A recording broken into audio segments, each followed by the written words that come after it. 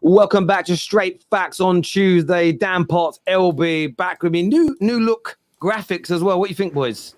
Clean. Like it, man. Very good. Very clean. New intro, new templates. This is like going up a level to football. New thumbnail, new shirt, strong hairline.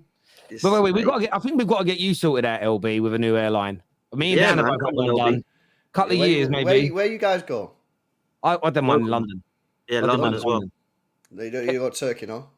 I would. My issue was I just couldn't take a week off. I had to I literally had my daily session and then went and streamed afterwards at the office and then literally went back in the morning. So I couldn't get away. But yeah, I'm not saying you definitely need it. I'm just thinking, we've got to keep this three brothers look going. Do you know what I mean? I'll probably shave it off, to be fair. But yeah, I don't know. Maybe when the time comes, maybe I will. Maybe I'll take a trip to London or Turkey or something, man. Some time yet, Lil B. You got some time yet? There's still some hair there. I think I've got a couple of years left.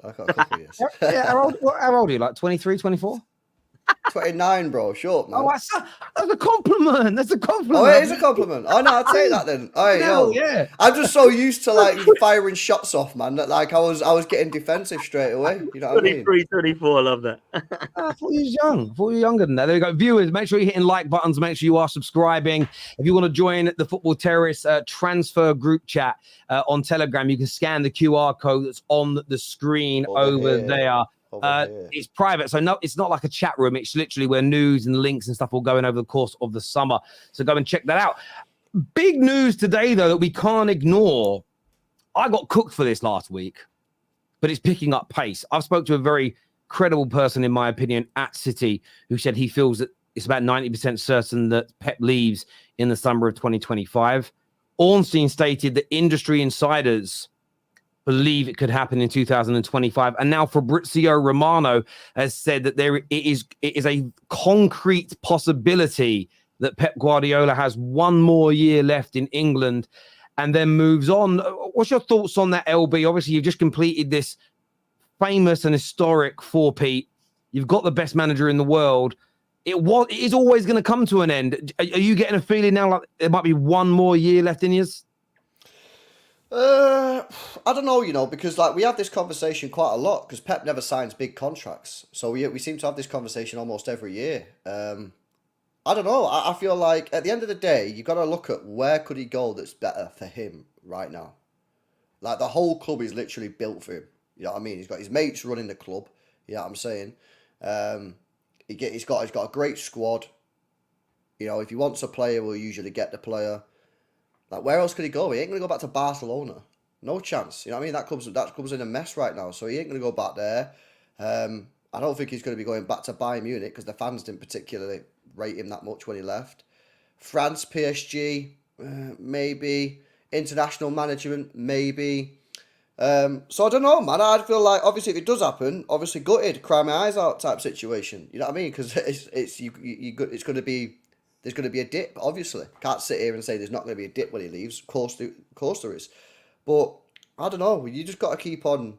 With Pep, I think you just got to keep on trying to make him, feel happy at the club. You know what I mean? If he gets bored or it feels like the board ain't backing him or he feels like the fans ain't backing him or the players, then obviously you just got to do everything you possibly can to not let him leave. So, obviously his contract is up.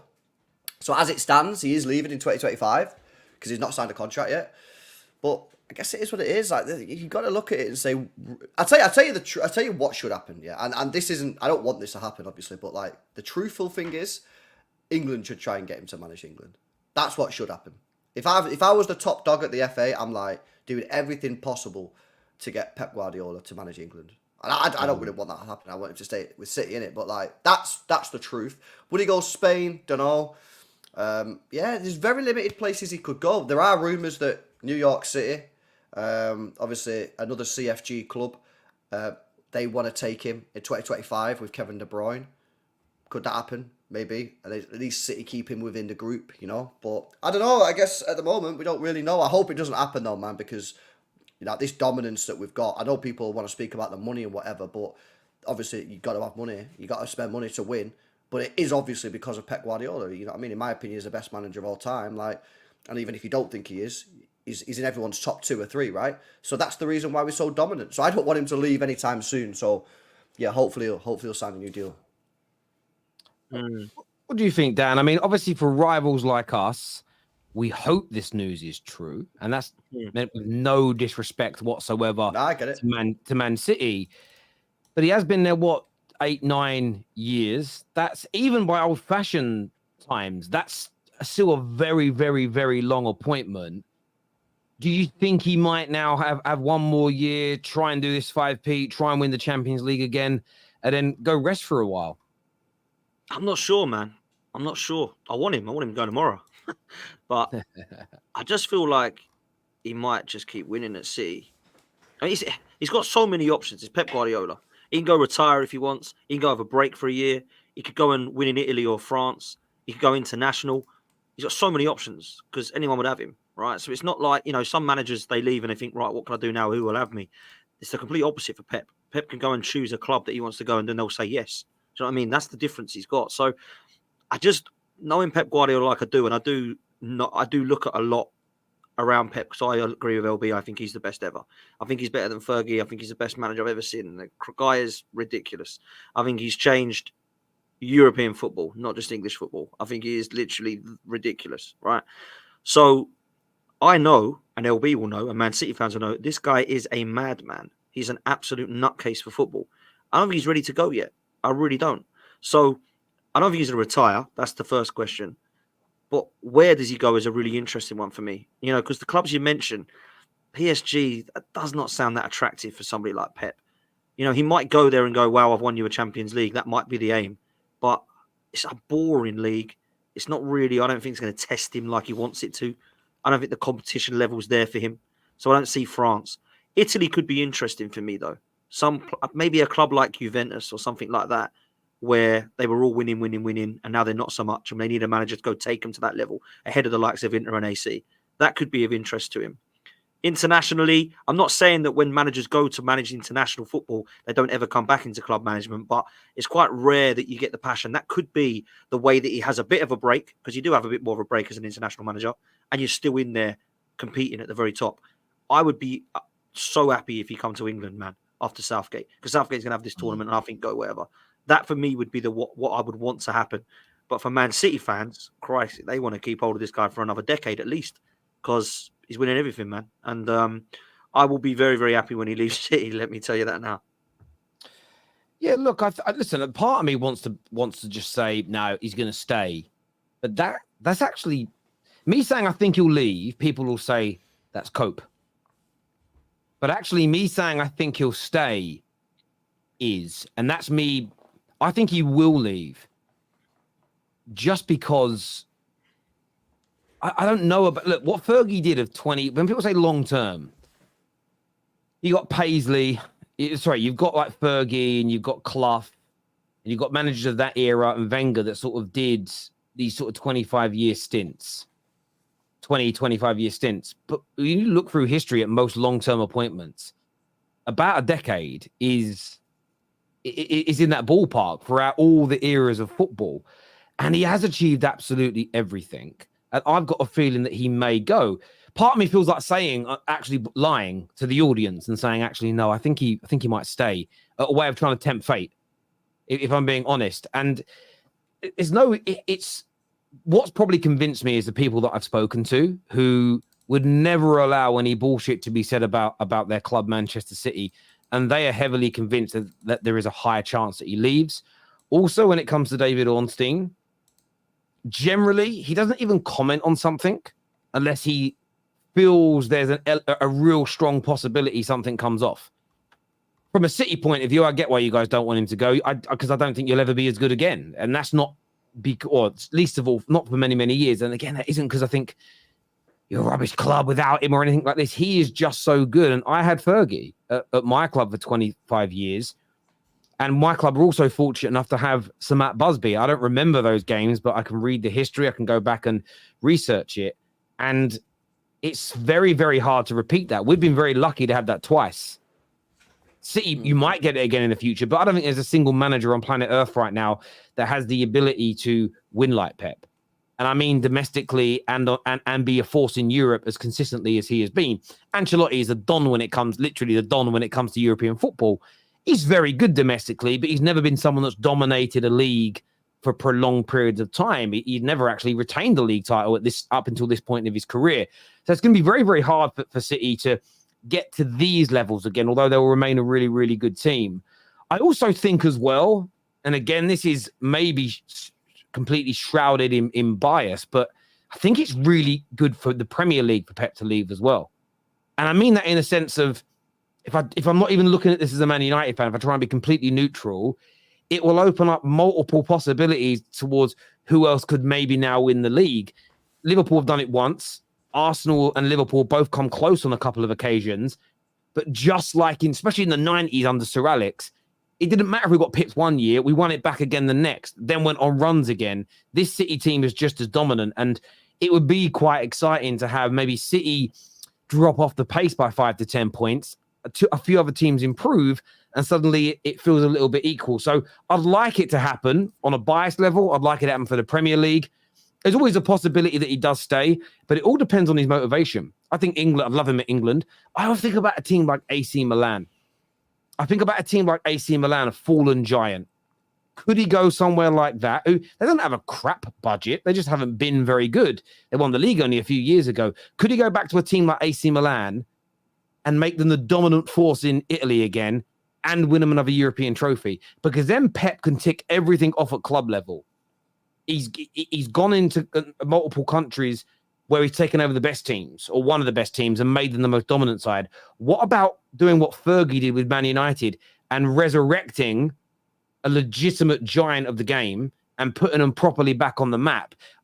I'm putting it out there as that could be a motivation for somebody like him. The only thing I don't ever see him doing is doing an Aberdeen or a Porto and going to a much smaller club and making them one of the best in the world.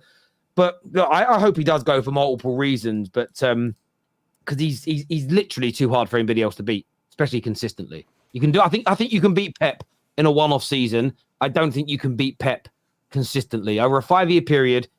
If it's whoever versus City and they're both really good, Pep, in my opinion, is coming out minimum 3-2, if not 4-1 in those 5 seasons. He's that much better, in my view. Mm. Yeah. No, you're spot on. You're spot on, and that's one of the reasons I think he's the best manager around. Listen, we'll have to see. City right now is the perfect club for him. Like I said to you earlier, he's got everything he needs, but maybe he just wants a new challenge. Maybe an international job's come up. Maybe he wants a rest. He just wants some time away from the game. Maybe spend some more time with his family or whatever. Don't know. You never know, do you? You have no idea. Who would you want, LB? Because that's a good question. Who would you actually want? Because I know it's not going now, so you can look at it and it might be different in a couple of years. But is there anyone you look at and think, do you know what? If and when it happens, I would love Man City to have him. Because that's a hard to follow, man. From him. I have a clue, bro. Because I tell you what, start of the season, I had 3 people on my list, and then they're all not on my list now. Go on. Luis Enrique, Vincent Kompany, and who was the other one? There's someone else on my list as well, but he's not on my list now. I had three managers that were all on my list, and now they're not on my list. So I can't remember who it was. I don't know. I genuinely have no idea, man. It's going to be this Mitchell guy, Girona. Let's just be real, Bill Raman in the chat, If Mitchell next season gets Girona in the top 4 again, or basically even just does semi-decent with Girona again next year, it's probably going to be him, And they could go for Arteta, but I don't know. LB said last night that's someone. I don't want to misquote him. I don't think he said that's my guy, but he did say that he'd like him after Pep. He'd say that would be it. So Arteta. He said Arteta after Pep would excite him. He'd be up for that. He thinks he's good enough. Who said that? Nobbins. Oh, you said LB. I was like, you said LB, and I was like, Nobbins. Sorry. My mistake. Sorry. Nobbins said that last night that he would take Arteta when Pep leaves. Nah, I don't know about that, man. I'm not sure about Arteta, to be honest with you. Revert company over Arteta. Wow. Yeah, I know. I just that's mad. Too many red flags at the moment for me. Really? Would you take Vincent Kompany over Arteta? That's a wild one. No, I wouldn't. No, but I would. He would be on my shortlist. 100%. I mean, Bayern Munich were looking at him, weren't they? You know what I mean? So, there's it's they obviously see something. And Burnley played good football this year. They just needed a striker. Honestly, I don't know, man. Yeah, Bayern Munich are also looking at Ten Hag. Would you take Ten Hag? If he wants to clean the canteen and shit like that, then maybe, yeah. Anywhere near the tactics board, then absolutely not. No, I wouldn't take Ten Hag. Honestly, I don't know, man. I don't know who I would take. The manager market's dead. Maybe Can I ask you this question about Arteta? Can I ask you a question about Arteta? Yeah. The only reason he hasn't just won back-to-back Premier League titles is because of the man you've just said is the greatest club manager of all time. There are things that I don't like about some of the stuff that he's done. So, three seasons ago, bottled the top 4. That was nothing to do with Pep Guardiola. Bottled the top 4. Last year, bottled the title. That was nothing to do with Pep Guardiola. This year, didn't like the way he set up his team against City. Yeah, thought that was... Yeah, didn't like that. And then obviously lost against Villa. There are things that I don't like. The fact that he never dropped Saka early in the season when Saka was playing bad. Yeah. Like, I remember the Fulham game when Reece Nelson was playing left wing, Saka was playing right wing. Reece Nelson was playing all right. Saka was dropping a stinker. Took Reece Nelson off. And I was like, why's he doing that? Saka's the one, he protected Saka. So there's just things that I don't... There's things that I've seen that I just don't really like. So, but like I said, I just don't know, bro. I don't know who we'd get. The manager market is dead. Like, it's honestly dead. Zidane would be a great shout. Zidane would be a great shout, in my opinion. He would. I mean, Zidane's got the experience, the trophies. I mean, who else really is there? I mean, you got Flick, who's won trophies, but there's something about Flick, and maybe your structure would help, but I don't know. There's something about Flick I'm not sold on. I don't know what it is, and it potentially is because I don't know enough about him. But yeah, I mean, everybody you take is going to be a downgrade. That's the reality. I just don't want someone like a Slot or a Ten Hag, someone who's like managed in the Dutch league or something, like, you know what I mean? Something like, I want like a manager that's like, managed at a good level and can show some success. And like even Luis Enrique, I've kind of gone off him a little bit this year because PSG have been poor, but like you could look at the fact that maybe PSG is just poor under everyone they've had. So maybe it's just PSG. So maybe I'd still consider him. But like you say, it's just like, I don't know. I don't think there's any perfect option. Luis Enrique is like, you'd say that's the more natural fit, right? Because you'd say he's been at Barcelona. He's played Barcelona style. He can come into City and continue the style. Do you know what I mean? Like Thiago Motta, he's been at Barcelona. He knows the style. He's one of those guys. He's highly rated. Bologna, very highly rated. He falls into the category of not enough experience. Xabi Alonso? Well, if Xabi Alonso's available, obviously Real Madrid will probably be battling. Yeah, 100%. Providing that he doesn't fall off. Carlo, man. Don Carlo could be available if Xabi's there. Well, that's the thing. I mean, that's a very good point. A domino effect. Well, this is the thing, right? So the situation is this, right? Carlo Ancelotti doesn't leave Real Madrid next year, and then City say to Xabi Alonso, "Come to City," yeah, and then I'm backing that we can get him. Or Real Madrid say to Carlo, "Right, we want to think a bit more long term," which is something that they don't really do anyway. But we want to think something a bit long term. See you later. Xabi Alonso win. Carlo Ancelotti. We've got to go for Carlo Ancelotti. And just try and stack Champions Leagues whilst he's at the club, innit? Because that's what he's about. Carlo is about the Champions Leagues, innit? So, yeah. Actually, now you've said that, Xabi Alonso or Don Carlo, 100%. I'd take either of them. Thanks, Dan. I'm here all week. I'm suddenly a lot more calmer about the situation. See you, Pep. Don't mind now. I get the manager market is a little like that. I think part of the reason the manager market is like that, though, is I think it's circumstances as well. Like if you look at Barcelona, you think about Xavi at Barcelona. I don't necessarily listen. I think if you don't like a manager, you can find all the negative things about him. There's a handful of managers that you can't do that against over the last 30 years. Maybe Sir Alex. Some people find negativity in him. Even with Pep, some people say he's just a checkbook manager. So you can find negativity in a manager if you don't like him. But I look at Xavi as an example. He has won a league title, but they have been run not particularly. They've improved how they've been run, Barca, but for the past 7-8 years, they haven't been run particularly well. So that doesn't help people like him. Financially is their biggest issue as an example. You've obviously got the dominance that happens, generally speaking, from in Germany. So rarely is there a manager of a German club that everybody is scrambling over. Everybody is this year because Alonso is about to do an invincible treble. So we're going, I really want that guy. But in 12 months' time, if he doesn't win a trophy and comes fourth, people are going, no, I'm not convinced anymore. I think the problem we have as fans, we're very, very fickle when it comes to managers. And sometimes we're not looking at the overarching context of football. You think about managers that have managed in England in the last 7 or 8 years. You've got the best 2 managers, in my opinion, in world football here, dominating. Therefore, everybody else doesn't appear as good. But if you can't have those best 2 managers, maybe the guys underneath are still good enough to continue winning. You just won't be as good as you once were. And I think sometimes you've got to be a bit more open-minded. It's hard, though, when you've been in your situation because you've had the absolute best. And I always liken it. Do either of you boys drink wine? Yeah, I like a wine. Like a red wine. Yeah, I like a red wine. That's what I drink. The biggest mistake I ever made financially was buying a really expensive bottle once. I spent like £55 on a bottle of red, and it was gorgeous. I then, a week later, went and bought a normal bottle of like $9.99 from the shop, and it tasted like piss and vinegar in comparison. And when you experience something really, really good, it is hard then. If you ever fly first class or business class, it's so hard to go back to economy. And I do get it, but I think there's going to be some options out there for you. And the one thing with City, you're so well run, you're not going to make mistakes. But you said something, LB, I wanted to pull on for a moment. You said you don't want a slot.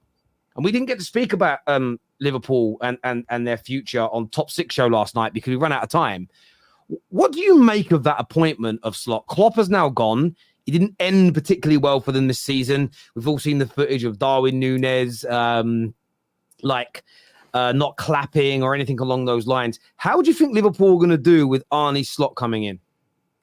I think they'll go from a team in the short term that challenges for the title to becoming a team that's challenging to get inside the top 4. I think that is completely reasonable to say because Liverpool fans are telling me that Klopp's better than Pep. They're telling me that he's one of the best managers of all time. So actually, it's completely disrespectful, in my opinion, to Jurgen Klopp to say, Slot will come in and do exactly the same. Just like it would be disrespectful to Pep Guardiola to say when Pep Guardiola comes in, Mitchell from Girona is going to come in and do exactly the same. It's not. There's going to be a dip. There's going to be a dip when Pep leaves. And I have to assume there's going to be a dip when Klopp leaves. I have to assume that. So, I think that they'll, like I say, I think they'll go from a team now that he's challenging to try and get in the top 4. I would be very, very, very surprised if their 4 main players, Alisson, Trent, Van Dijk and Salah, if all 4 of them stay. I'm not going to say there could be a mass exodus, but I would be very surprised if at least one of those players didn't leave, just because they're such good players and they want to win. So, yeah, man, it's they're in the same position. They're just 1 year further on down the line. They had their manager, we had our manager, and there's going to be a drop-off when the manager goes. But I just want someone with a bit more experience about them. I want someone with a bit more pedigree. Maybe it's done it in a harder league. Maybe it's had some success in like proper like Champions League, rather than someone like a Slot, rather than like when United got Ten Hag. So yeah, ultimately, like it is what it is. Liverpool have to back him now because Klopp sang the song and that. So we'll have to see what happens. But yeah, I wouldn't be a massive fan of his if I was a Liverpool fan. But again, who would have rather have had? There are managers that they could have got though. Tuchel's available. I know they wouldn't want him, but he's got pedigree. He's won Champions League. Like there are other managers out there as well. Could they have maybe tried and got a Simeone, someone like that? I don't know, man. So yeah, it's not for me. The problem I got is I don't know anything about Arne Slot. I don't know anything about him. All I hear is he plays an attractive style of football in the Dutch league. Where have I heard that before? He's now at Man United. So I can't go on anything by that because I will say in the defence of Arne Slot that there's a better structure at Liverpool than there is at Manchester United. So there'll be more of a backing and understanding. And apparently he was on the list that they wanted. He wasn't number 1, of course, but he was on the list of managers they wanted. So it's not like they've just got this guy because 12 other people said no. So they actually were looking at one of him as the top. So that's different. When you look at what I think they should be doing this coming season, I agree with LB. I think that they should be going for a title. Maybe they might go into the top 4 because people have told me that the reason they've gone for titles is because of Klopp, not because of their squad. So that means that they might or should be a drop-off. But I wouldn't accept that as a Liverpool fan If I'm a Liverpool fan, I want to be going for the title because there's 4 or 5 world-class players in there. You know, the Allisons, the Trents, the Salahs, the Van Dijks. They've got Alexis McAllister, who's done very well this season.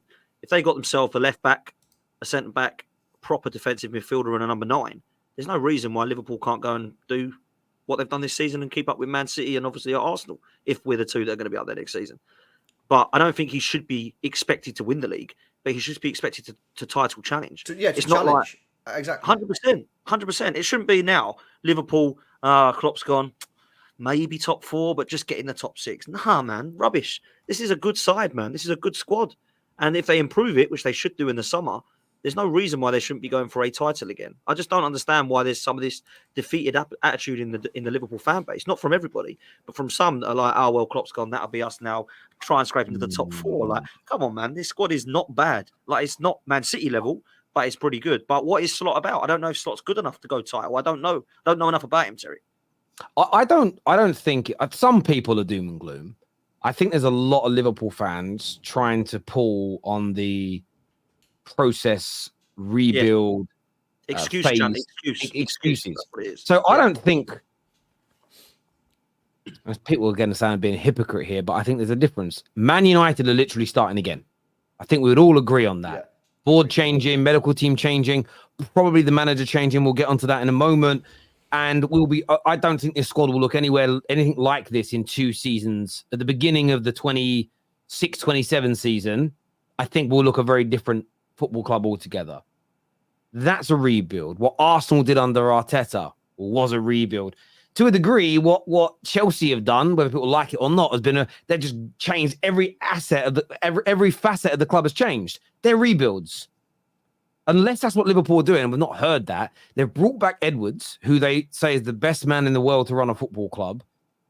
They will, of course, sell 4 or 5 players, buy 4 or 5 players. This is not a rebuild. It's just a changing of manager. And they should be expected to challenge for the Premier League title because Liverpool fans have either stated it themselves or accepted the credit for having a brilliant structure, being well run, having great scouting systems, having Moneyball in place, etc., this whole time.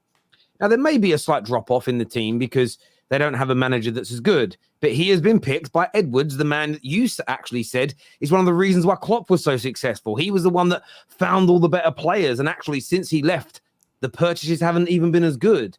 So this is where I call bullshit on Liverpool fans trying to play down the expectations of their club. You're not in the same situation that Man United are. And you should thank your lucky stars you're not where we are. I wish my club was where Liverpool were right now, where we've been challenging for a league title.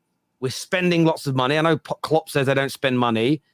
It's one of the biggest myths that's ever been created. I actually think there's more chance of proving Bigfoot exists than Liverpool fans proving they don't spend lots of money. Genuinely, they're a huge club. They spend money. Does he not exist? I always thought he did. Bigfoot. Yeah. No, I don't think so. I mean, I ain't seen, man. Do you know what I mean? It's or Yetis or any of that Loch Ness monster. That stuff is all more real than Liverpool not spending a lot of money. I can believe it because when he said it in that interview the other day, he said it in front of Jamie Carragher, a Liverpool legend, and Kenny Dalglish's daughter. So no wonder nobody challenged him on his bullshit. But be like, bruv, up until 2 seasons ago, it's probably changed a little bit from now. Total spend on squads, so wages, salaries, agent fees, and transfer fees. Man City had only spent 44 million more than Liverpool in the time that they've both been at the clubs simultaneously. And that wasn't like some random newspaper. That was all taken from Deloitte, who take the information from their trading accounts. And yet this narrative has been spun that Liverpool have done it on this shoestring budget like a pauper and managed to go toe-to-toe with City. And that's spent a lot of money as well. By the way, same as all of us. Everyone in the top 6 has spent billions of pounds over the last 3 or 5 years. There's nothing wrong with spending money. Like, this is literally nothing wrong with it for a long time.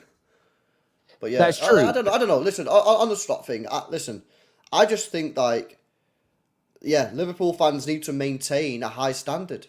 You know what I mean? You had your club, yeah, and Klopp took over and he's built the club into where it is today, yeah. He's built into a very good team, one of the best teams in Europe, yeah. That's a fact. You now need to maintain that high standard. You need to put pressure on Edwards. You need to put pressure on the board, on the owners to make sure they're spending money. You need to put pressure on the manager to make sure that he's getting it right from day one.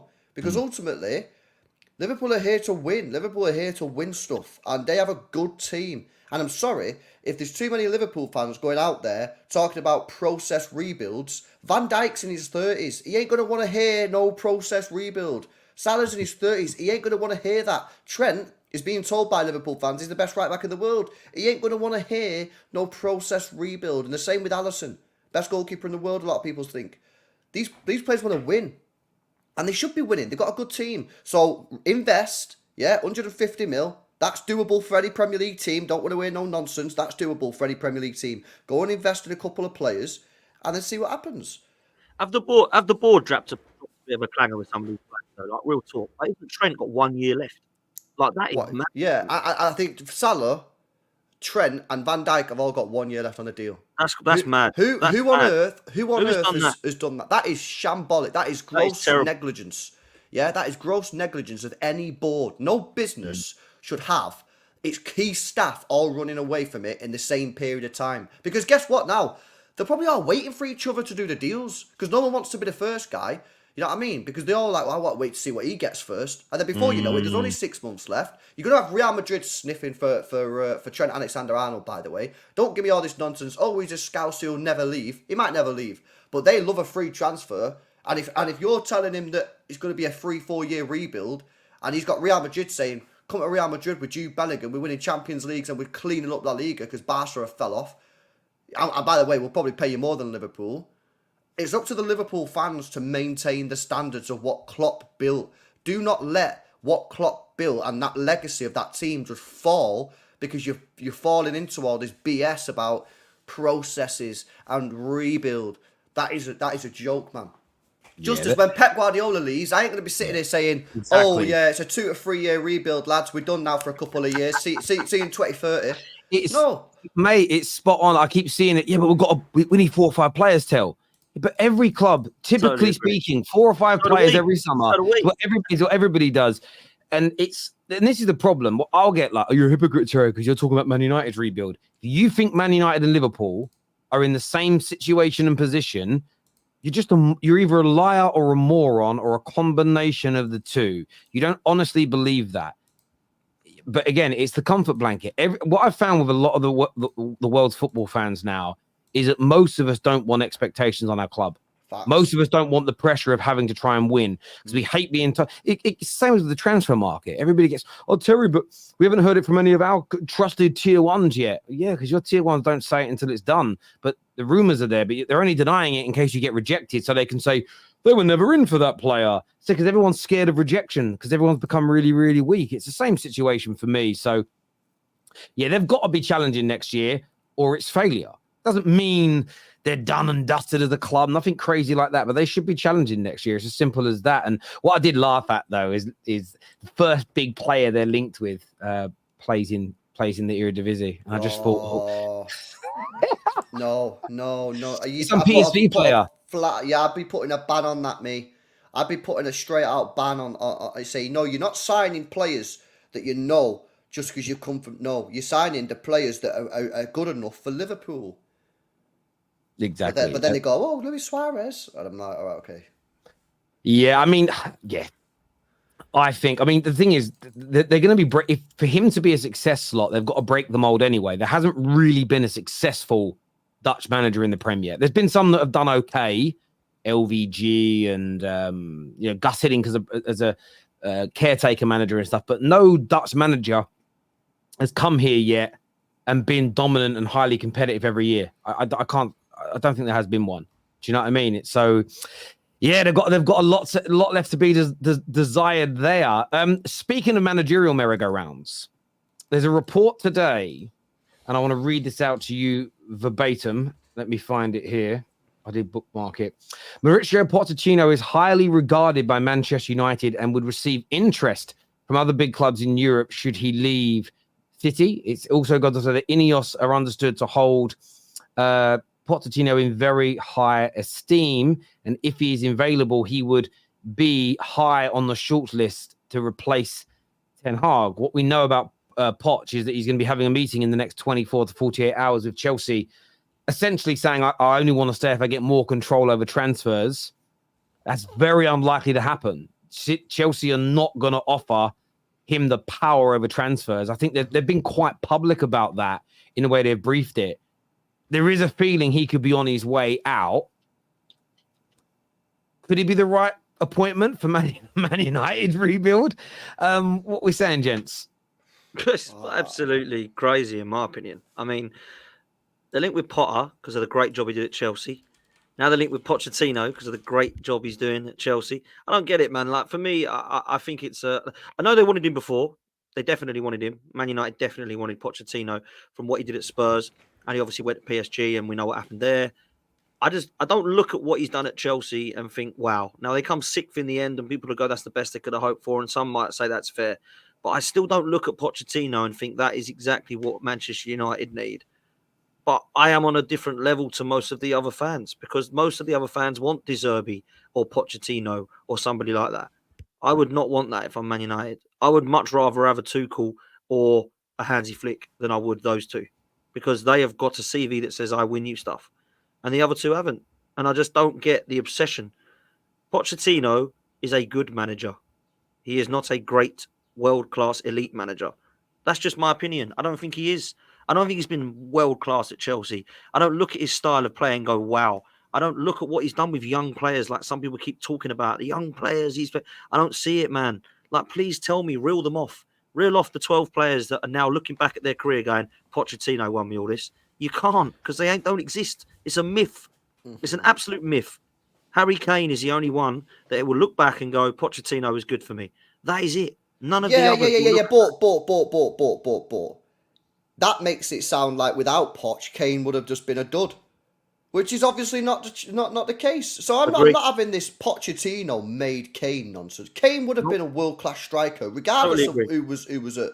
I swear it was Tim Sherwood that brought Kane through. I think it was as well. I think it was Tim Sherwood. Is he world class? You know what I mean? Honestly, I'm with you. I don't understand the hype for him. I thought he did a really good job at Tottenham. What did it end with? Absolute nothing. So why does Manchester United and Chelsea want to lap this up and go, this is the guy we need to take us forward to win us trophies? Or do Chelsea and Manchester United don't want to win trophies? They just want to try and get back in the top four. Is that what your next step is? I don't know. For me, I find it really frustrating because I want to win stuff, and I'm frustrated that Arteta can't get us across the line. And then people want to go for De Zerbi or Poch. De Zerbi's finished. What did he finish? 12th in the end with Brighton. I would take De Zerbi though. I like De Zerbi.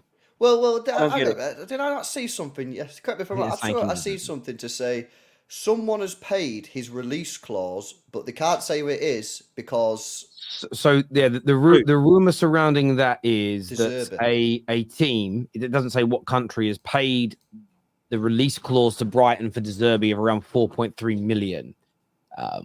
The deal's done, but there is a confidentiality agreement that's for the name of the club to remain anonymous at this point. The thing for me is that I like De Zerbi, and I get the criticism of him, but I also think it's very different from the managers that are at the big teams who essentially get to grow their squads every year.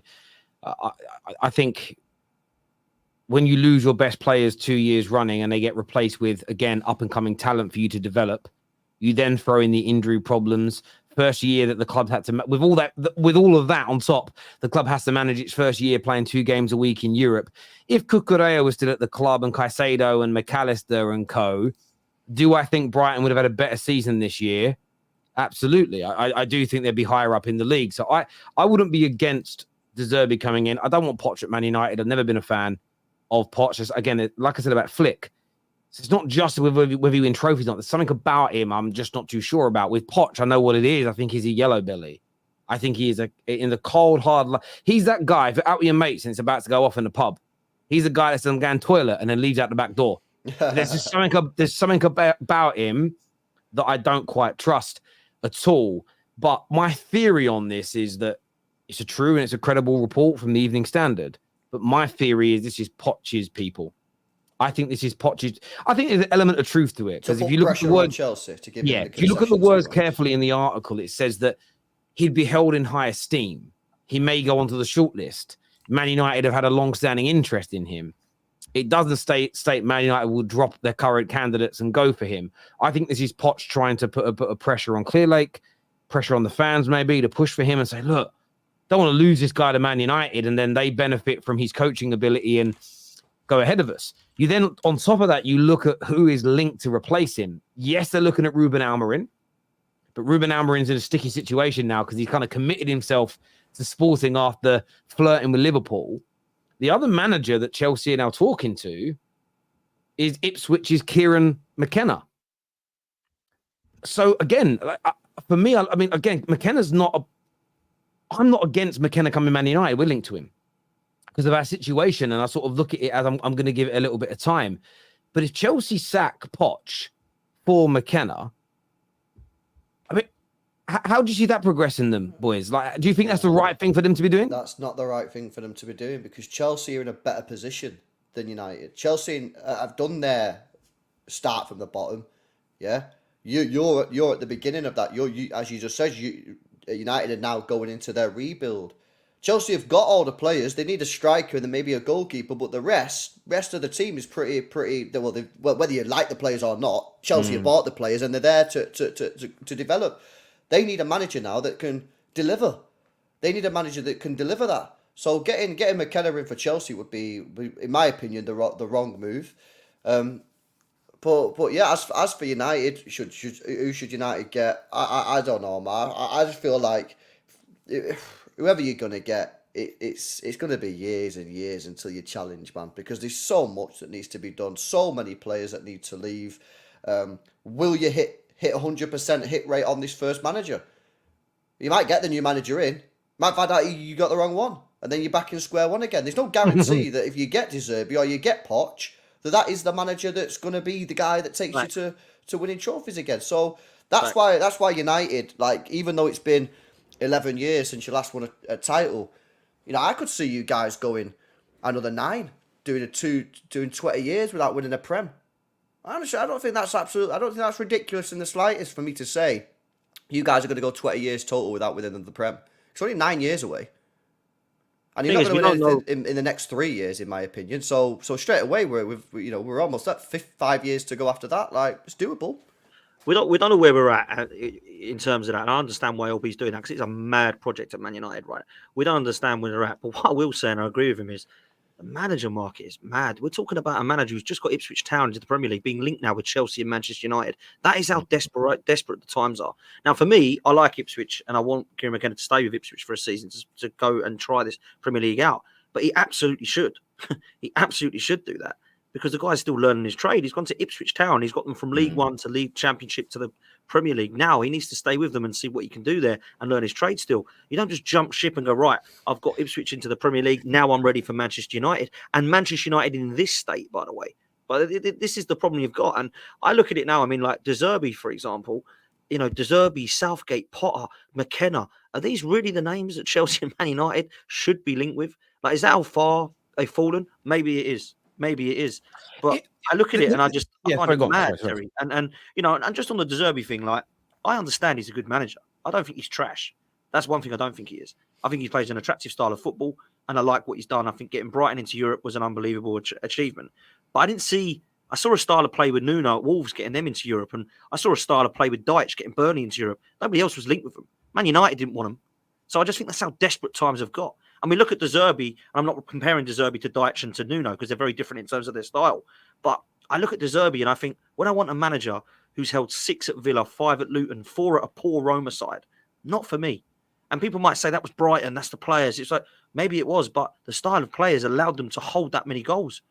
You know what I'm saying? So I don't know. I just don't. The only thing I'd say to that, Dan, though, maybe that's what United need.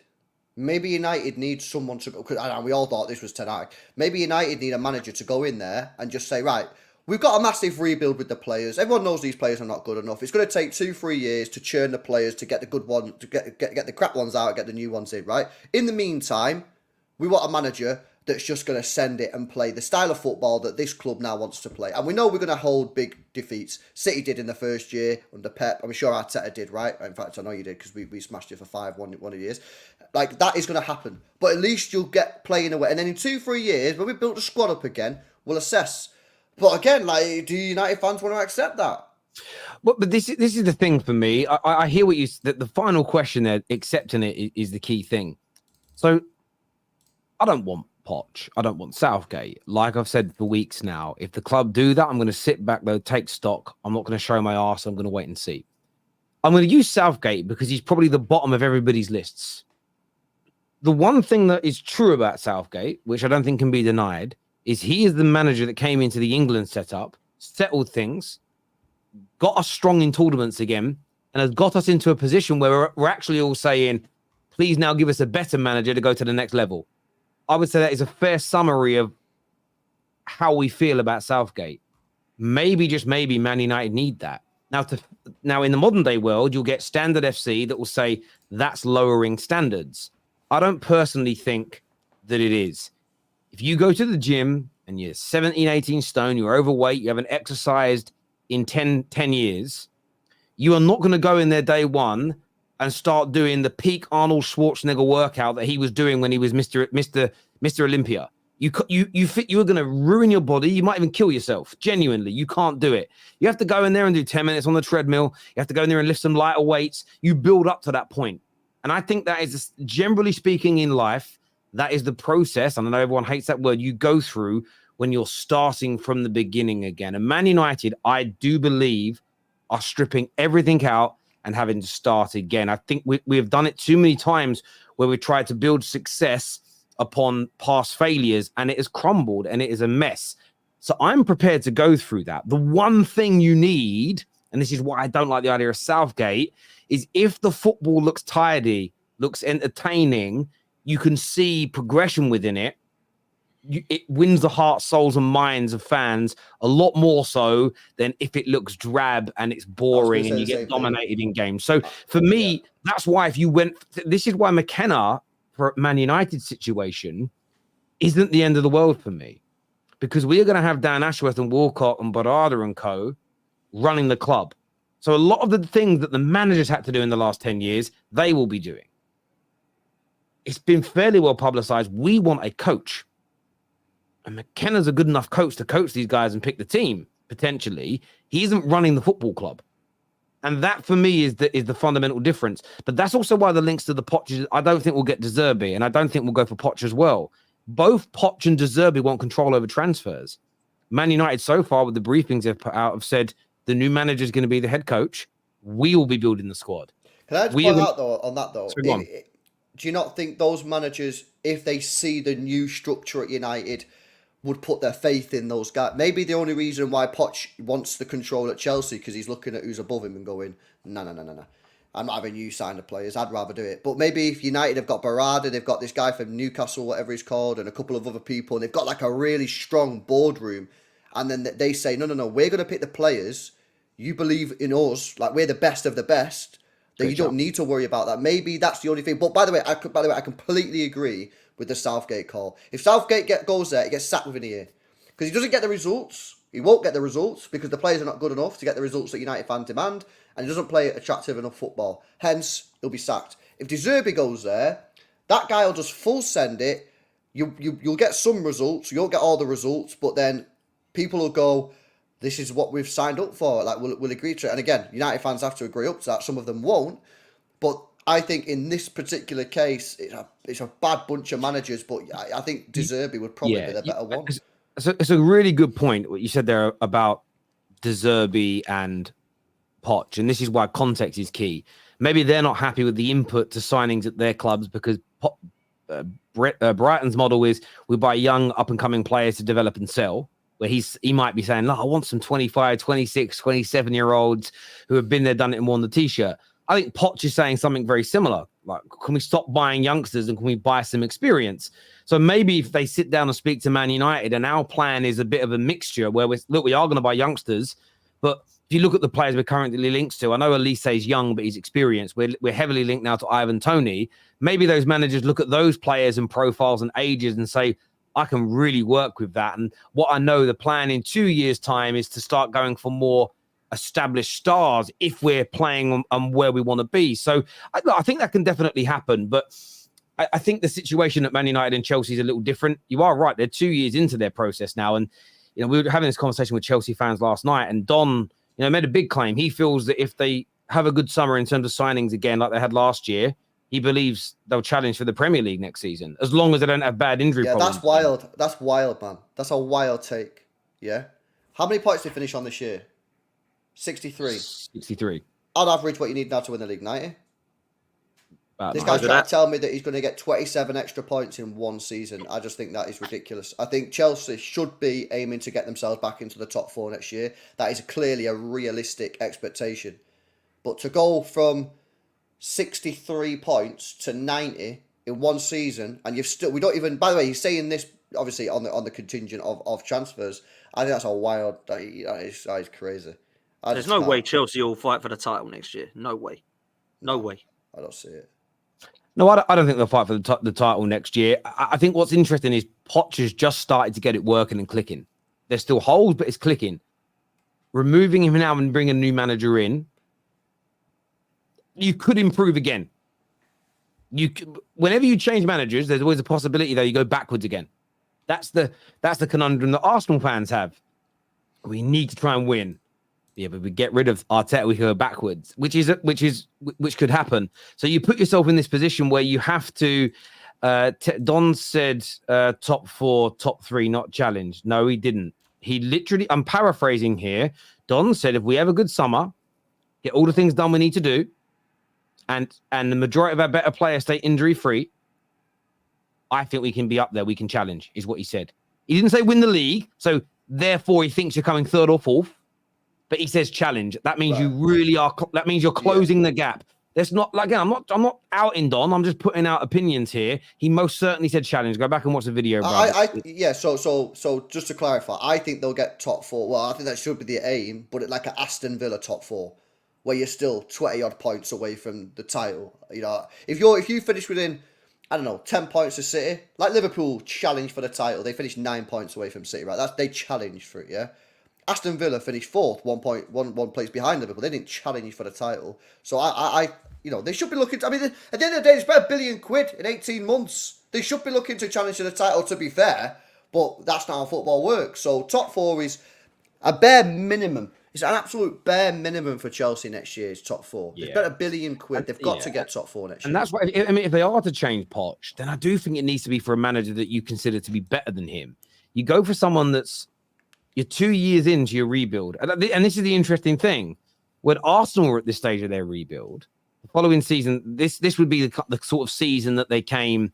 Well, it depends how you want to view it. The first season was half a season. So when they were going into their 3rd full season with starting with pre-season, starting with Arteta, you guys challenged for the league. So Chelsea's project is getting to a point where it's got to start to deliver soon. As in, you've got to really start moving up the ladder. Changing managers again at this point, although I've been someone that said for a large part of the season, I think they got to move Poch on. They didn't, and they stuck with him. Sticking with him for the rest of the season, seeing the improvements, and then removing him, that would worry me as a fan. But if him and the board aren't seeing eye to eye, then they're going to have to do it. But that would be 4 managers, 5 managers in 2 years. Can you really progress when doing that? It is genuinely a genuine it's a genuine conundrum. But yeah, I don't know if they should be going for Mckenna. I just don't think their situation right now is what that needs. There are a few Chelsea fans that said though that Chelsea just want yes men that don't challenge them. Do you think there's any truth in that? What, the board? Yeah, because they're saying that they just want head coaches who don't challenge them and ask them for different players and they just bow down and say yes sir, no sir, free bags full.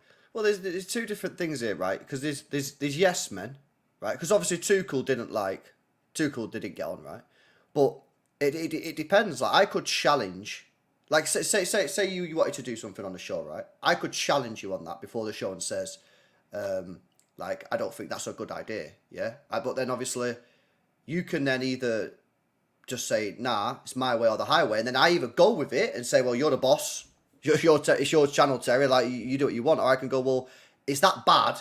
Yeah, I don't want to speak about whatever you want to speak about that much that I'm off. So it depends on, like, where the line is. If Pochettino is really that bothered about the transfer situation, then he'll walk. If he's just trying to apply pressure because he wants a little bit of concessions from, okay, we'll let you have a couple players, but there's a couple players as a club we need to sign.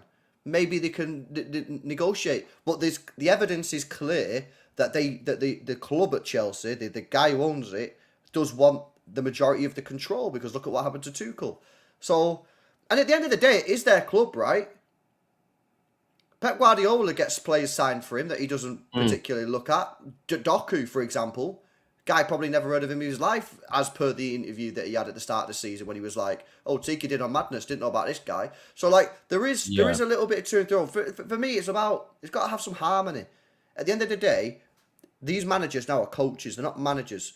But if I was running the club, if I was a sporting director, and I was like, I need to sign this guy for the club, but then my manager was asking for one specific player, okay, maybe I'll get that player to keep the manager sweet, but then I'll get the rest. So there's a fine balance, man. But you can't just say like, it's my way or the highway to the coach. No coach, even these day and ages, no coach is just going to accept everything that you say as a the ownership at both of these clubs are a massive issue, in my opinion.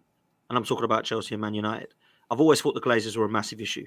And I've said to you many times, Terry, and on here, that I think they've neglected Manchester United, not because of what they haven't spent, what they've allowed it to be spent on. They're spending on 100 million euros on Anthony, and there's water pissing out the roof.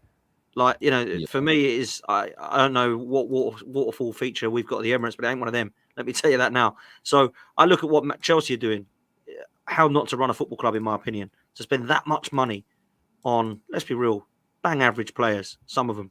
Some of them look like they've got potential, but some of them are bang average players, in my opinion, and a lot of money on them. So I think the ownership is a huge issue. And if it is my way or the highway, they're going to go through a hell of a lot of managers like that, because the coach needs to feel like they're part of that team, and there needs to be a telepathy and an understanding and a togetherness in it. So I may well be, man. Both of these ownerships, unless you get a manager who's grateful to be there. And the only managers that are going to be grateful to be there, people like Mckenna, who's like, wow. Yeah, no, I hear you on that. What you said about Man United is so true. Well, they spend money, though. It's like this. Like, there's two ways I can hurt my children when it comes to food. I could starve them, or I could pump them full of McDonald's. In my personal opinion, both should be considered cruelty. Like, if I just pump poison into my children, that's no different, in my opinion, to starving them. I'm making them unhealthy. I'm hurting them, and that's what Man United owners have done to us. They've just rammed McDonald's and KFC and Subway down our throats consistently. We are crying out for some nutrients here. Man's got scurvy, bruv. What about Subway? You need Subway with a bit of the salads and that. Yeah, but the meat, that meat is so processed, bruv. It's crazy. Do you know what I'm saying? Like, that food. I mean, Uncle Eddie would do his nut in there. Wake the fuck up, he'd be saying. Wake the fuck up. But, that's what our owners have done. It's like they pump processed food down our throats and then say, yeah, but we're feeding you still. It's like, bruv, we need, we need some organic food. You know what I mean? We need some Field of Greens by Brickhouse Nutrition. Go and check it out. It's amazing. This is what we need. It's actually really good stuff, to be fair. But yeah, look, we'll see what happens with all of that. It's going to be I think there's going to be some really big news in the next sort of 24, 48 hours around the managerial situation. I think as well, what Ten Hag does is key, and we'll find that out Sunday. I think win, lose, or draw, we're going to find out Sunday come Monday what's happening with that man. We have some super chats here. Actually, this comment first from King Cantona says, Terry, guess what, bro? No joke. I'm a staunch Ten Hag in, but no joke. I would love Poch. I love Poch. Would take him in a heartbeat. So you've been giving me shit all year about Ten Hag in, Ten Hag out. You get the whiff. You get a whiff of Poch, and you're Ten Hag out. Sorry, that made me laugh. That's hilarious. I get where you're coming from, though, if you prefer a manager. This year says, LB, your reaction to Kudos's goal was effing hilarious. I don't recall what I did. I don't know. That whole moment was blurred vision. Oh yeah, Dan can't watch anything, can you, Dan? Nah, I ain't watched it. Refused to watch it. Apparently, it was a really good goal. Apparently, it was a really good goal. It was a great goal.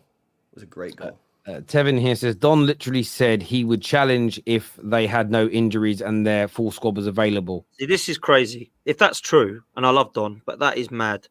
If he thinks that Lavia coming into the side and Reece James are going to take you to a title, that is delusional. If that's true, if he did say that, and also you can't say if they have no injuries. Everyone has injuries. Because this it's is just it. like, You're gonna get.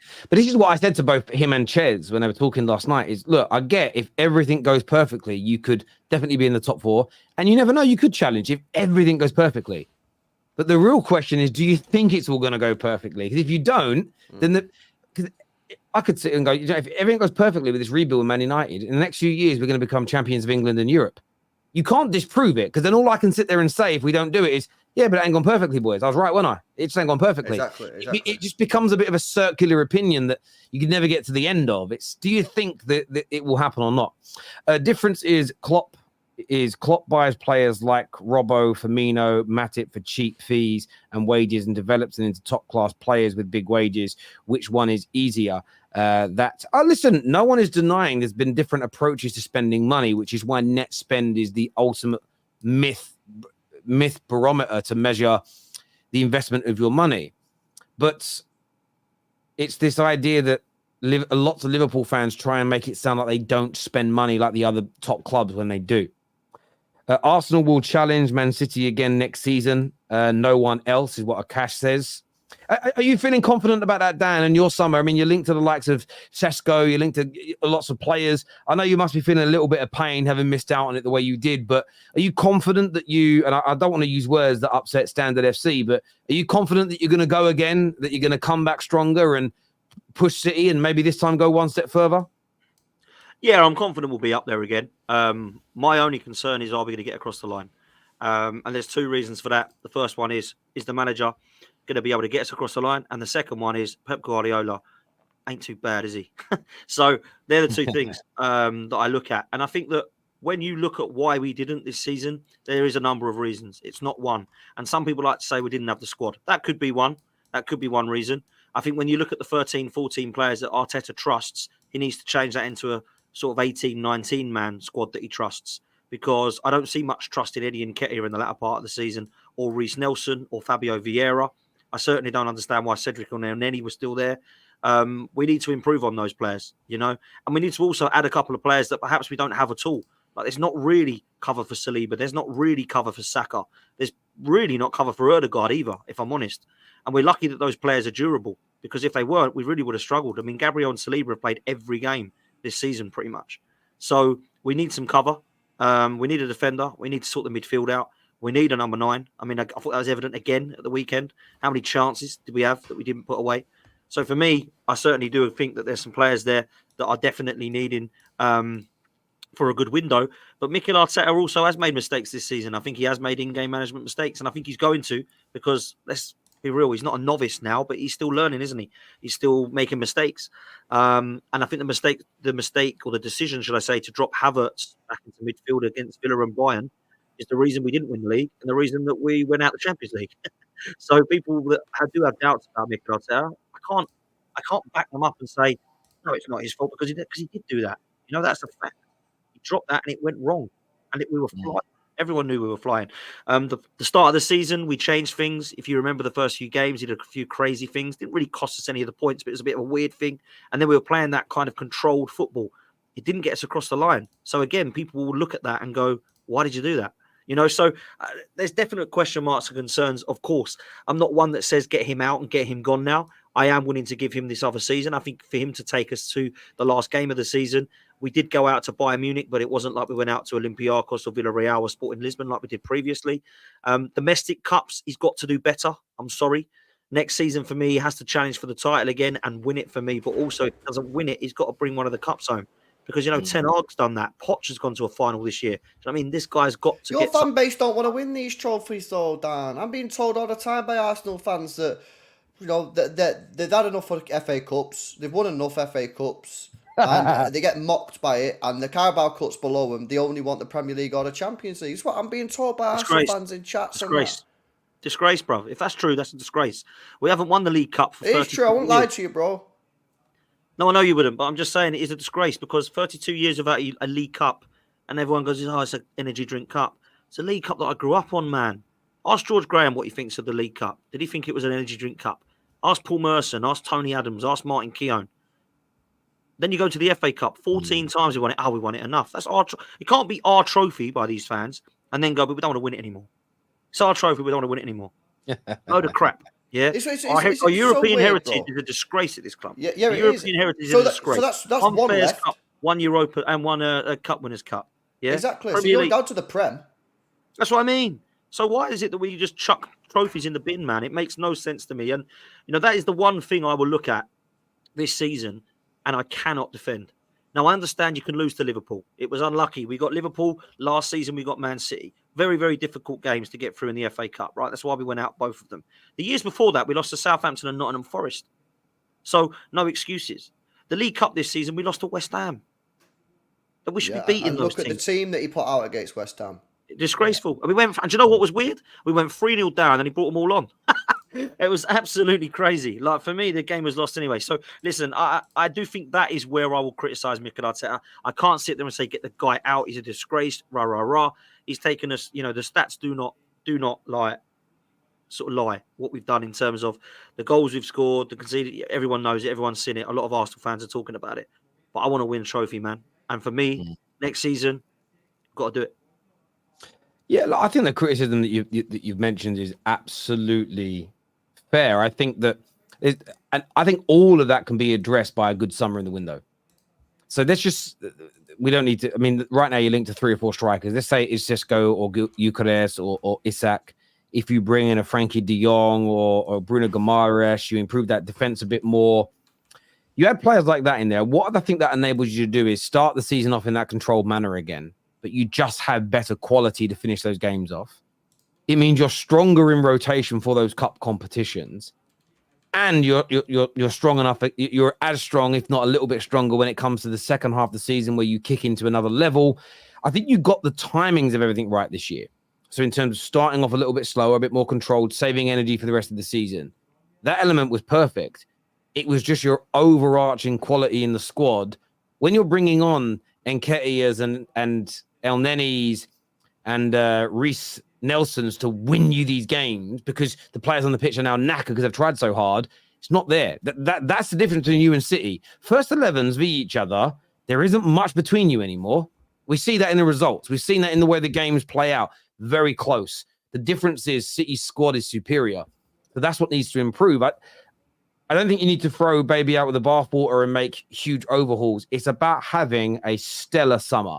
So if, I don't know who you get at the back, let's just say you get a decent, you sign like a Todibo, I'm just throwing his name in there as an example. If you then were to add Frankie De Jong, Alexander Isak, and Elise, so you added those four players to your squad, maybe promoted 1 or 2 other youngsters, then I look at your team and go, Jesus, you've got prolific goal scorers in there now. There's some of the challenge Saka. There is no excuse then. There's still maybe an excuse to not win the league. City might do 100 points again next year, right? Then there's an excuse. You get 95 points. You're not a bad team. But there's no excuse then to not go for the other competitions. I still think if you were to sit Klopp down the deep, dark room and say, do you regret those teams you put out in those first 4, 5, 6 years in the FA Cup and the League Cups? A better part of him does. Because if he had another couple league cups, another FA Cup or 2, suddenly his trophy haul was good in his time there. But what is it? 5 trophies won in 5 trophies won in England in that time. That was 7, 8, 9, 10. It's a very different looking CV, and it's really important. And equally, if you don't win the league next year, but you won the FA Cup and League Cup, got to the semi-finals of the Champions League, I think it buys him more time with people because there is genuine success then merged into it. So again, I don't believe in the idiotic takes of sack him now, the world's a disaster. I've seen some Arsenal fans that are so angry at the minute. I just think it's almost like a first world problem. I almost look at it as like, there's no reason to be that angry. Equally, there are some that are just, no, we just stick with Arteta no matter what happens. That's equally as mental to me.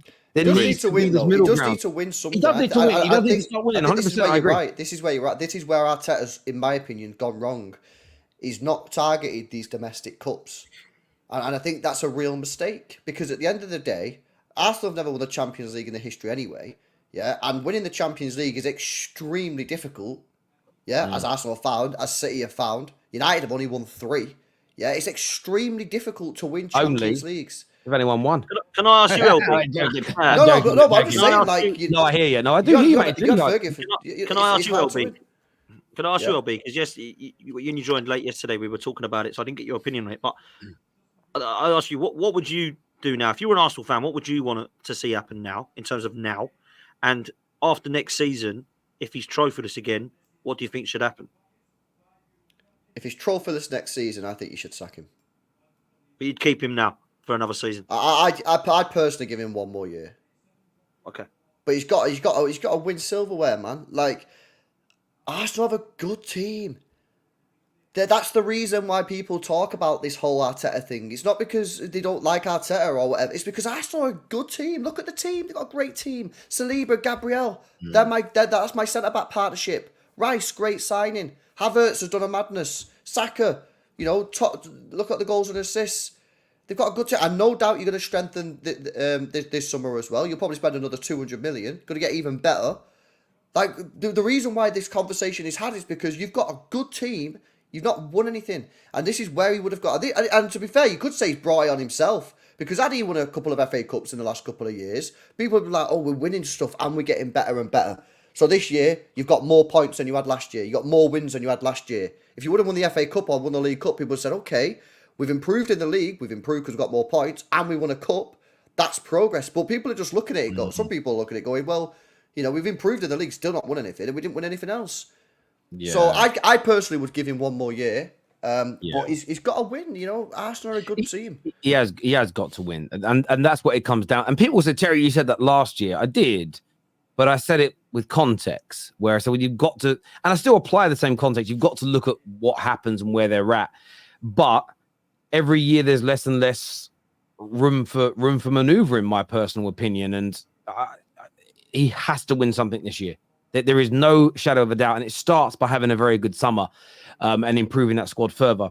This year says Arsenal's owners are. Sorry, just quickly, some of the people in the chat are probably going to be fainting because LB said something nice about Arsenal. I just wanted to point that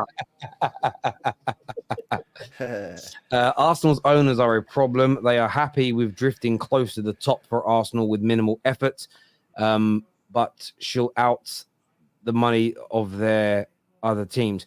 I mean, Arsenal's owners have sanctioned a lot of spending. I think Josh Kroenke has come out and said they're going to go for it. I don't think right now you can really be on the... I'll say this, right? If Arsenal fans want to help their club more, if you can afford it, spend more money and give your club more money directly if you can. The difference between Arsenal and Man City at the moment is City spend almost as much on salary, wages and bonuses as Arsenal turnover and income. So your club needs to increase its revenues. It will do that by being successful, but it will also do that by more of you guys investing your money and quote unquote supporting your club. Yeah, but the problem you got with that, Terry, is then that allows the owners to go, we haven't even won anything yet. And look at them, they're buzzing, they're happy. True. So you've got to be careful with that, man, because you I want to be on the owner's neck to say we haven't got across the line yet. Well, you just do this thing. You say we are going to spend more money, but if you don't go out and keep buying us really good players, we'll all pull the money away and make it all collapse. Like, you can just do it both ways, really. Like, that's how it should. I mean, you should treat your club. I mean, the thing is, if you hadn't got your hair cut and they ruined it, would you go back? No. Like, to a degree, I know you don't want to be treated like a customer at your own football club, but you are to a certain degree. You give up your season ticket, they're not ringing you up, they're giving it to somebody else, right? You've almost got to have that attitude back to a degree. Give us what we want. The problem is with some fans is they don't know when the right time is to ask. There are some Man United fans that want us to go out this summer and try and sign Vinicius Jr. And they don't understand that that's not plausible with where we are. But in 4 or 5 years' time, we're a brilliant team by then, all the money in the world, playing world, challenging or winning, then, yeah, go out and buy one of the best players in the world. Then you would expect that type of thing. This here says, this is a weird one.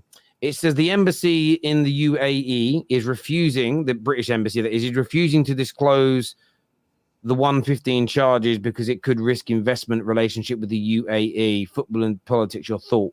That isn't quite right what you've said. All that's been stated, and I've actually drafted a video on this already, is that the embassy, British consulates have had conversations with their counterparts in the UAE about the charges. There has been no confirmation that anything to do with UK investment has been mentioned at all. That is a conspiracy theory at present.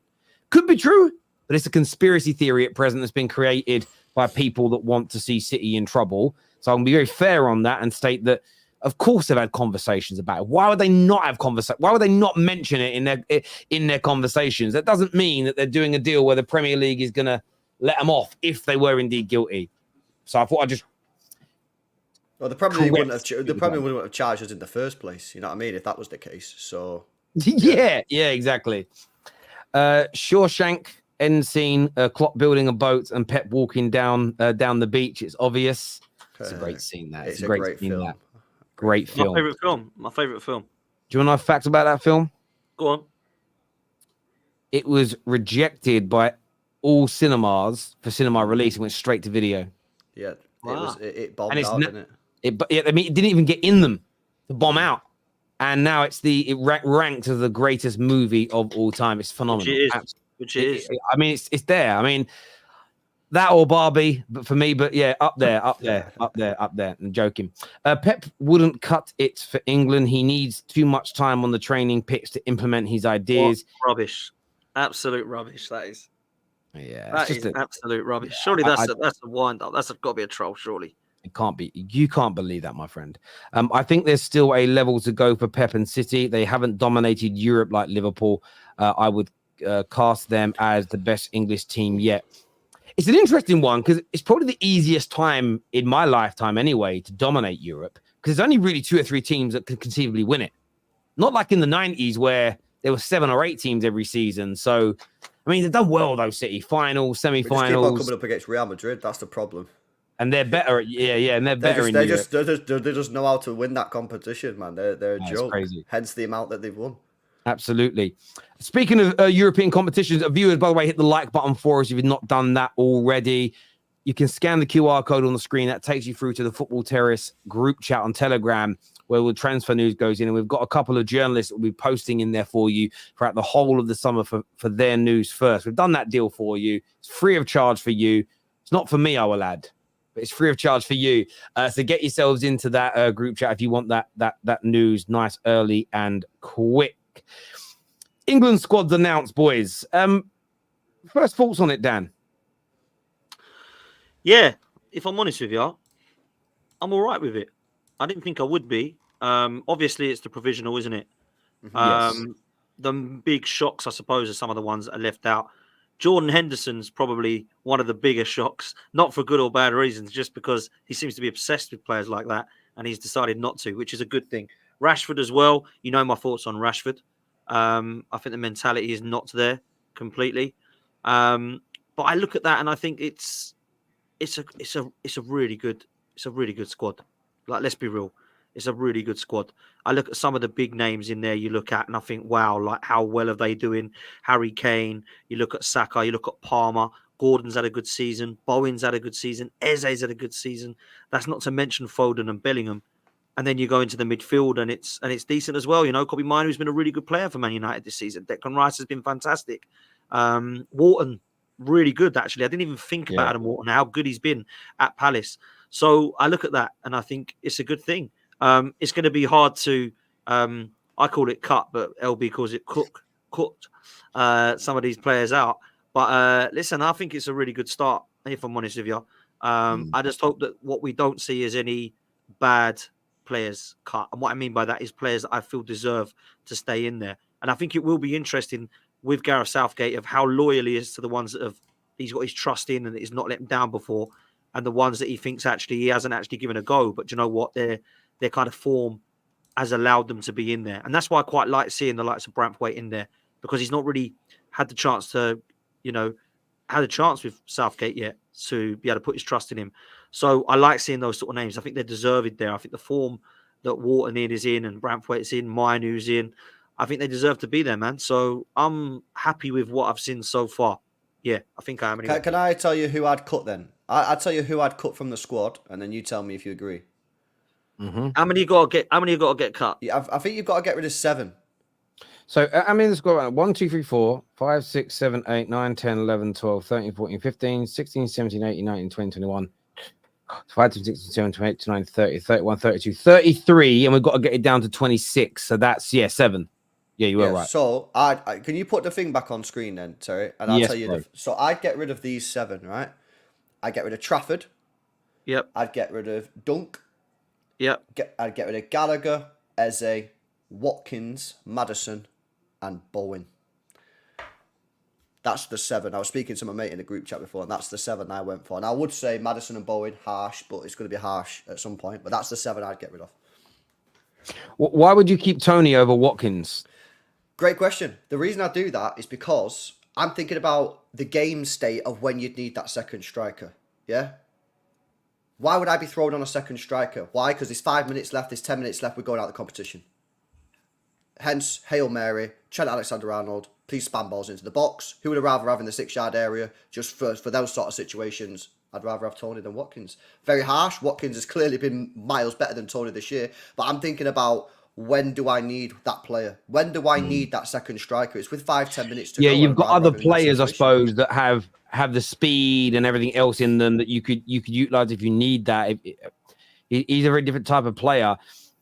I mean, the other players you mentioned, I'm not against being cut. My only issue with the overall squad is who's the midfield controller. Who's going to control? Like the only name in there that I really see as a controller is Mainu, and he's got 2 caps.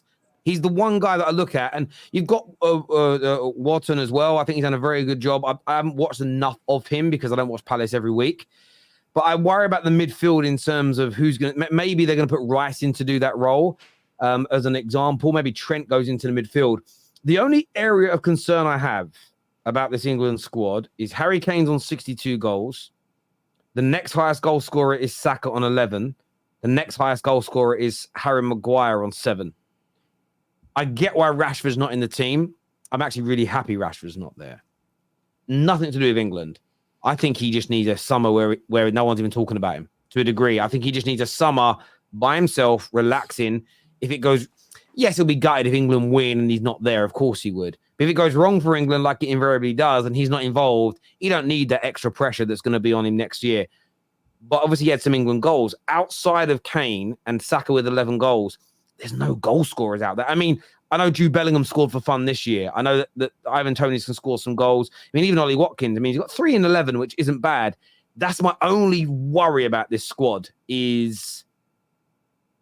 No, there's no tried and tested. Does that make sense? And that's not the be all and end all. It's just the one thing that worries me. That and a controller in midfield is a concern for me. And I've never seen so many forwards in a squad versus midfielders before. It's crazy. It's crazy. I'd love to see Rice, Foden, and Bellingham. I'd love to see that as a 3. Kane up top. I would go Saka for this tournament. I spoke before about the fact that I think future tournaments it probably will be Palmer, but I think Saka deserves right wing for this tournament. Palmer's only had 1 year. Saka's done it consistently. Left wing is an interesting one because we're not really. Obviously, it's probably. Let's be honest. It's probably going to be Foden left wing, right? But if we just sort of like say we don't want to see him there, we want to see him in the middle. Who would you go left wing in this? Because you've got Gordon, Grealish, who's not had a good year. Is there anyone else who could play Palmer. left wing? I won't play Palmer left wing. No, he never plays there. He's right or centre. Madison's Palmer. I'll probably go Madison's played there a few times for England, but again, I wouldn't put him there myself. No, it'll be Foden, and then you play Palmer, and but I'd start Palmer personally. I think I'd start Palmer. He's been so good. But you can't start Palmer if you're not starting him on the right because Bellingham is the attacking midfield player. I just don't see Bellingham as like Bellingham's good in the central areas, but he plays off the striker. That's what he does, and I feel like if you take him away from what he's actually, I'd probably drop Bellingham deeper. I'd drop him deeper, and I'd have Foden as that. So I'd have Rice and Bellingham, and then Palmer, and then Foden left, Saka right, and Kane up top. I just think you're losing so much from Foden if you stick him on the wing. Like look at the goals he's been scoring from the edge of the box. Like but then who to play on the left wing though? I'd go Gordon.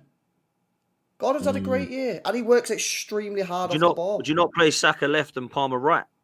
Nah, because then no. I wouldn't be doing that. I'm sticking with Saka on the right because Saka's done it consistently over a number of years.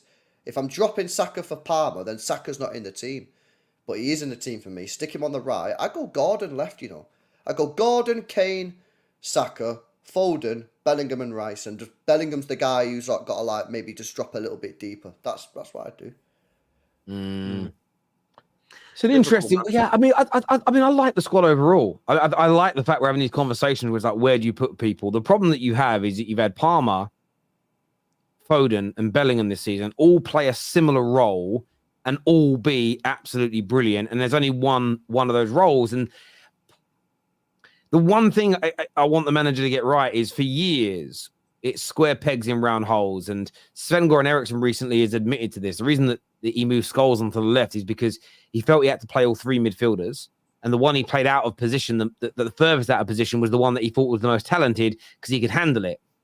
I understand the logic, but it was so ridiculous. What you should have done is pick the best midfield combination. And Scott, by his own account, Scholes should have been the main midfielder.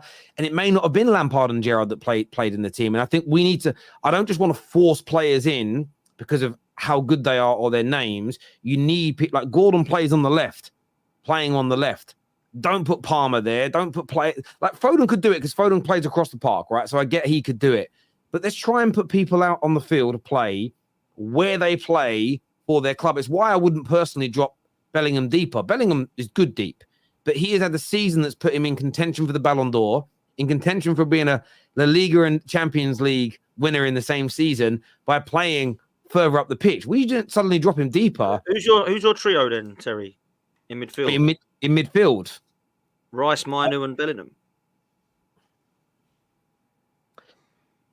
See, I don't want to say Mainu because part of me feels I don't know whether to start him or not. But then he started so many games for Man United in this dysfunctional team and done well. I wouldn't be adverse to it. It's Rice and Bellingham plays as sort of attacking midfielder 10. Rice is, of course, in the team. I am then deliberating between whether you start Mainu or whether you start Trent Alexander-Arnold in that position. It's those two for me.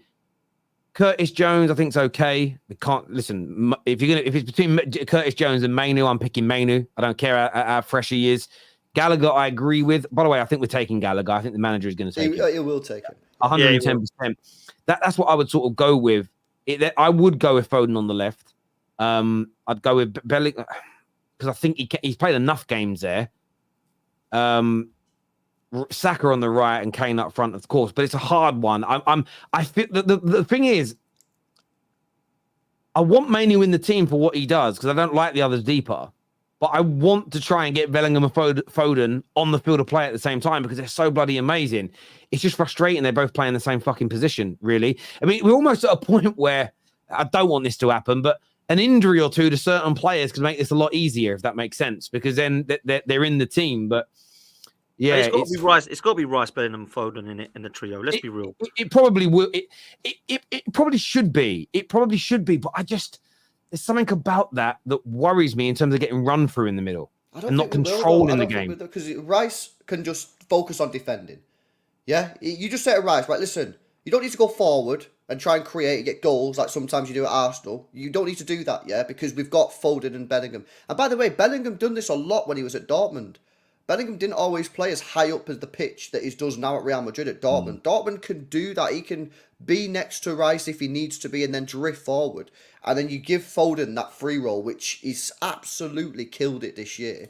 That's and by the way, yeah, I'd also say we don't win anything anyway.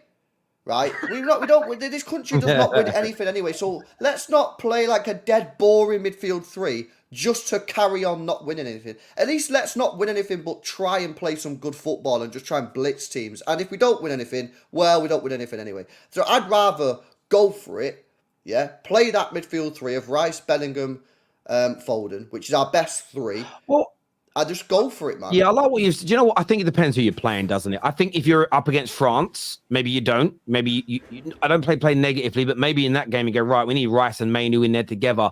Some players that we know really comfortable holding on to that ball in tempo. But a lot of I don't even know off the top of my head because I'm one of these, when it comes to football, I'm saying gross in the Premier League until it happens. Who we actually got in our group? Let's find it here.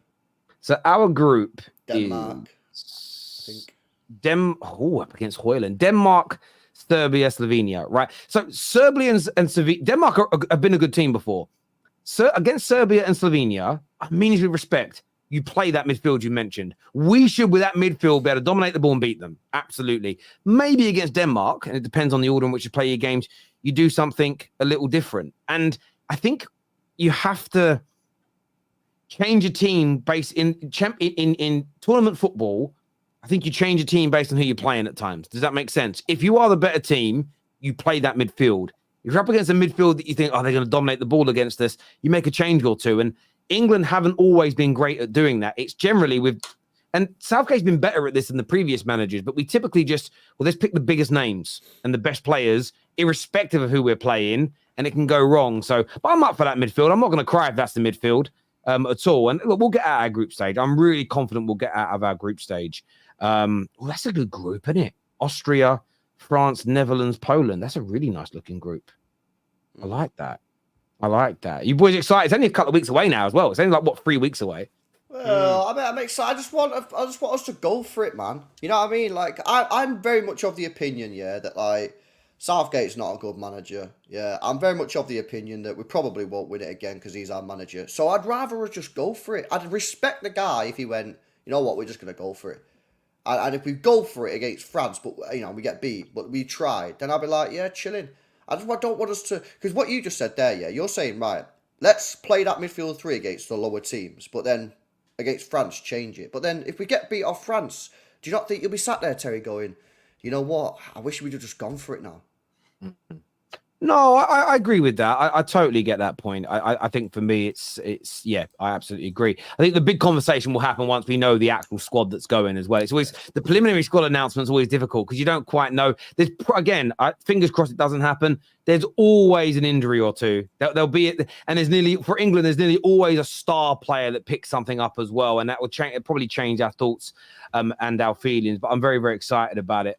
Because I should be going as well. Hopefully, we're booking it next week. Me and KJ out there for the month with a team of us. So it should be quite fun to be out there. Although I ordered this battery pack thing today, we need because hopefully we're getting access to some of the fan parks to be able to live stream in them. So we have to have this battery pack that you can power all the equipment up on. It got delivered today, and I was like, "There's no fucking way we're getting that on an aeroplane." They fucking delivered it on a pallet. What? Yeah, it's that heavy. I was like, shit. So actually, KJ, so I've got to speak to DHL to like basically ship all that stuff out there so that it's all there when we get there. So yes, it's all fun. Feels like serious stuff. Do you know what I mean? It's it should be some good fun. But viewers, I want to thank every single person that has tuned into the show today. Actually, sorry, there's another super chat first. It says, with Pep and Arteta's contract ending in 2025, can you see a world where Arteta moves on to City once Pep leaves? Imagine. That would be hilarious. It would be hilarious. Yeah, because you imagine he does that and then he goes to City and then he just wins it all. And all those Arsenal fans are like, he'll never win anything. Oh, it would just be a fun thing to watch. Not from a United perspective, just from a football perspective. Till England squad isn't as good as you believe, but now you make a narrative to blame Gareth Southgate, DS, I think he means, if you don't win and can call it despite him if you do. He is your best manager post 66. I think he has been our best manager since 66, but that doesn't mean you can't criticize him for mistakes that he's made or negativity that he's put forward. But I don't think he's been awful for us or anything like that. He's also had a favourable run, just to say. Yeah, there's been a bit of that. I want to thank everybody that has tuned in. LB, Dan, always a pleasure to speak. We're back tomorrow. More transfer news for you. Phone-in shows back from tomorrow as well, which we're very excited about. We had a little hiatus from them, but they're back. Straight Facts in the afternoon with Don, Hussam, and what's his name? Mo as well. Gentlemen, always a pleasure to speak. Take care. Goodbye. God bless. And we'll see you soon. Peace.